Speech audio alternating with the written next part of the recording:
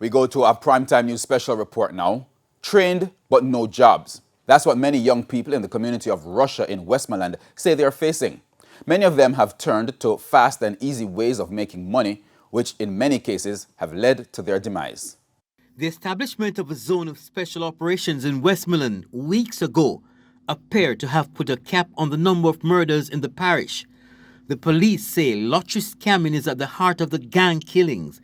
The residents agree, but here's the problem. The people tell us that jobs are hard to find, therefore scamming is the fastest and easiest way to make money. They say even skilled persons are facing difficulties finding employment. Nikisha Gade is one of them. She says she has participated in several training programs through the Jamaica Social Investment Fund, JSIF, and the Social Development Commission, SDC, numerous job applications after, still no luck. I sent out, like in November last year, I sent out 3. In October last year, which was 2021, I sent out 3 also. And for January this year, I already sent out 2. And you haven't got any call back at all? No, none whatsoever. And she's not the only one. Ricardo Fleming, who is an active resident in the Russia community, says there are many others like Miss Gale. Our community have been socially served by the government in some short-term programs, right? Like from SDC and JSF. But it's nothing that gives the youth the opportunity to actually make themselves better in the right way. So at the end of the day, person will gravitate to what feed them. And the scamming is what feed many Jamaicans right now. And from our own investigations, scamming in the parish appears to be more prevalent than is thought to be. A person who from the corporate to come and say, hey, you know, this is the way to live.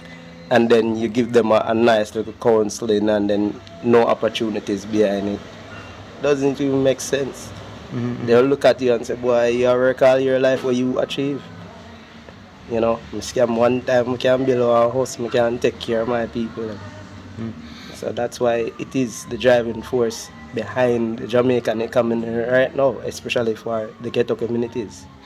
The problem is so grave, Mr. Fleming says that some of the trained ladies have resorted to jobs they would rather not say out loud.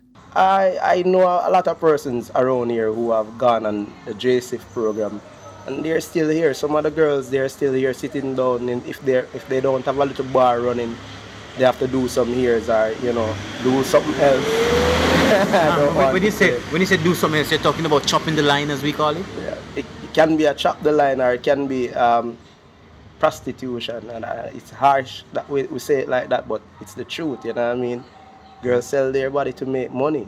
The National Security Minister says the slowdown in the hotel industry due to COVID-19 has added to the lack of employment opportunity in the parish. The tourism industry is bouncing back very well, and I expect that will change and we'll get more young men going in that direction. I don't expect 100%, you know, right? But we'll get more of them going there, and certainly things like traveling. There is also the opportunity for them to travel. There are a lot of young men in property management, landscaping, operation, and heavy-duty equipment who tend to go overseas. But that too had cut back in the last few, in last year. So it's a recovery program, and we know those programs that attract young men, and we're going to keep them there. Westmoreland has been going through a transitional crisis. For decades, the sugar industry was the main source of economic livelihood.